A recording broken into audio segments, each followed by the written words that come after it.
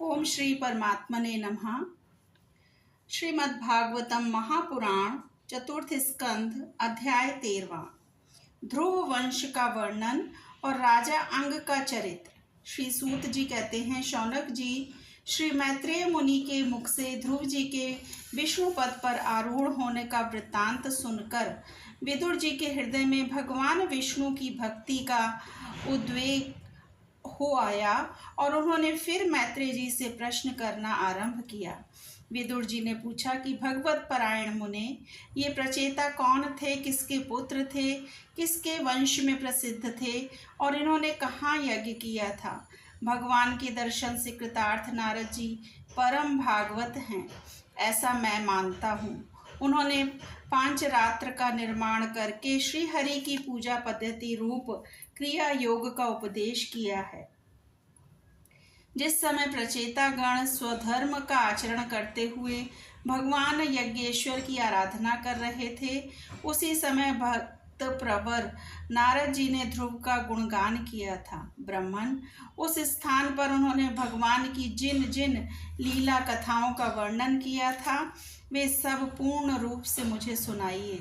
मुझे उनके सुनने की बड़ी इच्छा है। श्री मैत्रेय जी ने कहा, विदुर जी, महाराज ध्रुव के वन चले जाने पर उनके पुत्र उत्कल ने अपने पिता के सार्वभौम वैभव और राज्य सिंहासन को अस्वीकार कर दिया। वह जन्म से ही शांत चित्त, आसक्ति शून्य और समदर्शी तथा संपूर्ण लोकों को अपनी आत्मा में और अपनी आत्मा को संपूर्ण लोकों में स्थित देखता जाता था। उसके अंतःकरण का वासना रूप मल अखंड योग अग्नि से भस्म हो गया था, इसलिए वह अपनी आत्मा को विशुद्ध बोध रस के साथ अभिन्न आनंदमय और सर्वत्र व्याप्त देखता था। सब प्रकार के भेद से रहित प्रशांत ब्रह्म को ही वह अपना स्वरूप समझता था तथा अपनी आत्मा से भिन्न कुछ भी नहीं देखता था।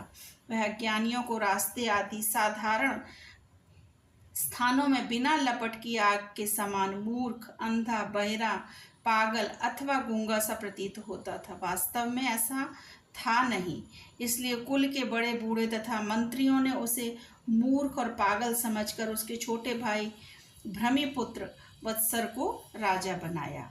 वत्सर की प्रेयसी भार्या स्वार्थी के गर्भ से पुष्पार्ण, तिग्मकेतु, ईश, ऊर्ज, वसु और जय नाम के 6 पुत्र हुए।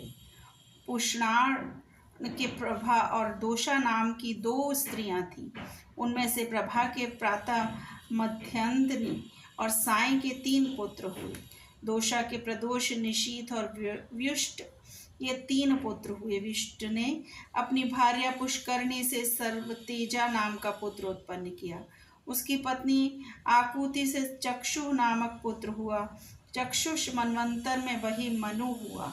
चक्षु मनु की स्त्री नटवला से पुरु, कुत्स, त्रित, द्युम्न, सत्यवान, ऋत, व्रत, अग्निष्टोम, अतिरात्र, प्रद्युम्न, शिवी और उल्मुख, ये 12 सतगुणी बालक उत्पन्न हुए। इनमें उल्मुख ने अपनी पत्नी पुष्करणी से अंग, सुषमना, ख्याति, कृतु, अंगिरा और गय, ये 6 उत्तम पुत्र उत्पन्न किए।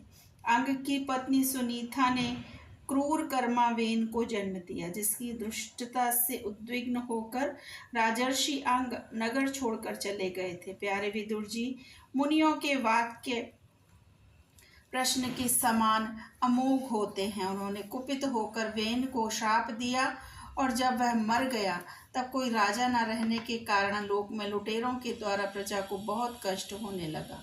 यह देखकर उन्होंने वेन की दाहिनी भुजा का मंथन किया, जिससे भगवान विष्णु के अंशावतार आदि सम्राट महाराज पृथु प्रकट हुए।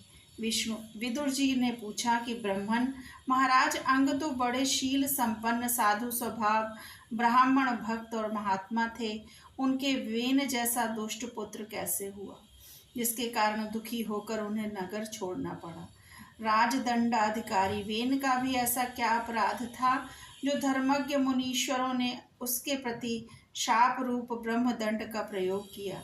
प्रजा प्रजा का कर्तव्य है कि वह प्रजा पालक राजा से कोई पाप बन जाए तो भी उसका तिरस्कार न करे, क्योंकि वह अपने प्रभाव से 8 लोकपालों के तेज को धारण करता है। ब्राह्मण, आप भूत भविष्य की बातें जानने वालों में सर्वश्रेष्ठ हैं, इसलिए आप मुझे सुनीता के पुत्र वेन की सब करतूतें बत सुनाइए। मैं आपका श्रद्धालु भक्त हूँ। श्री मैत्रेय जी ने कहा, विदुर जी, एक बार राजर्षि अंग ने अश्वमेध या महायज्ञ का अनुष्ठान किया। उसमें वेदवादी ब्राह्मणों के आवाहन करने पर भी देवता लोग अपना भाग लेने नहीं आए।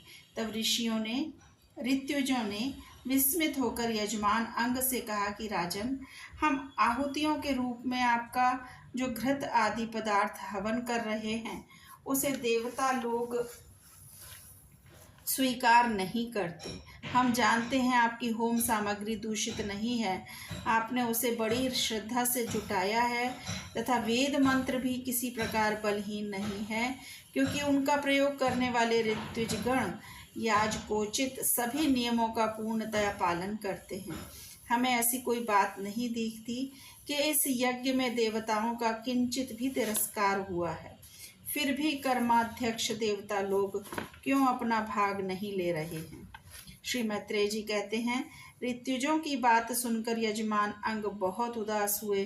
तब उन्होंने याजकों की अनुमति से मौन तोड़कर सदस्यों से पूछा कि सदस्यों, तुम लोग आवाहन करने पर भी यज्ञ में नहीं आ रहे और न सोमपात्र ही ग्रहण करते हैं। आप बतलाइए, मुझसे ऐसा क्या अपराध हुआ है? सदस्यों ने कहा, राजन, इस जन्म में तो आपसे तनिक भी अपराध नहीं हुआ। हाँ, पूर्व जन्म का एक अपराध अवश्य है, जिसके कारण आप ऐसे सर्वगुण संपन्न होने पर भी पुत्रहीन हैं। आपका कल्याण हो, इसलिए पहले आप सुपुत्र प्राप्त करने का कोई उपाय कीजिए। यदि आप पुत्र की कामना से यज्ञ करेंगे तो भगवान यज्ञेश्वर आपको अवश्य पुत्र प्रदान करेंगे। जब संतान के लिए साक्षात यज्ञ पुरुष श्री हरि का आवाहन किया जाएगा, तब देवता लोग स्वयं ही अपना अपना यज्ञ भाग ग्रहण करेंगे। भक्त जिस जिस वस्तु की इच्छा करता है, श्री हरि उसे वही वही पदार्थ देते हैं। उनकी जिस प्रकार आराधना की जाती है, उसी प्रकार उपासक को फल भी मिलता है। इस प्रकार राजा अंग को पुत्र प्राप्ति कराने का निश्चय कर ऋत्विजों ने पशु में यज्ञ रूप से होने वाले श्री विष्णु भगवान के पूजन के लिए पुरोडाश नामक चरु समर्पण किया। अग्नि में आहुति डालते ही अग्निकुंड से सोने के हार और शुभ्र वस्त्रों से विभूषित एक पुरुष प्रकट हुए। वे एक स्वर्ण पात्र में सिद्ध खीर लिए हुए थे। उदार बुद्धि राजा अंग ने याचकों की अनुमति से अपनी अंजलि में वह खीर ले ली और स्वयं सूंघ कर प्रसन्नता पूर्वक अपनी पत्नी को दे दिया। पुत्रहीना रानी ने वह पुत्र दायिनी खीर खाकर अपने पति के सहवास से गर्भ धारण किया। उससे यथा समय उसके एक पुत्र हुआ। वह बालक बाल्यावस्था से ही अधर्म के वंश में उत्पन्न हुए अपने नाना मृत्यु का अनुगामी था। सुनीता मृत्यु की ही पुत्री थी, इसलिए वह भी अधार्मिक ही हुआ। वह दुष्ट बालक धनुष बाण चढ़ाकर वन में जाता और व्याध के समान बेचारे भोले भाले हरिणों की हत्या करता। उसे देखते ही पुरवासी लोग वेन आया कहकर पुकार उठते। वह ऐसा क्रूर और निर्दयी था कि मैदान में खेलते हुए अपनी बराबरी के बालकों की पशुओं को बलि की भांति बलात्कार में मार डालता। वेन की ऐसी दुष्ट बुद्धि और प्रकृति देखकर महाराज अंग ने उसे तरह तरह से सुधारने की चेष्टा की, परंतु वे उसे सुमार्ग पर लाने में असमर्थ न हुए। इससे उन्हें बड़ा ही दुख हुआ। वे मन ही मन कहने लगे, जिन गृहस्थों के पुत्र नहीं हैं, उन्होंने अवश्य ही पूर्व जन्म में श्री हरि की आराधना की होगी। इसी से उन्हें कुपूत की करतूतों से होने वाले असहाय क्लेश नहीं सहने पड़ते।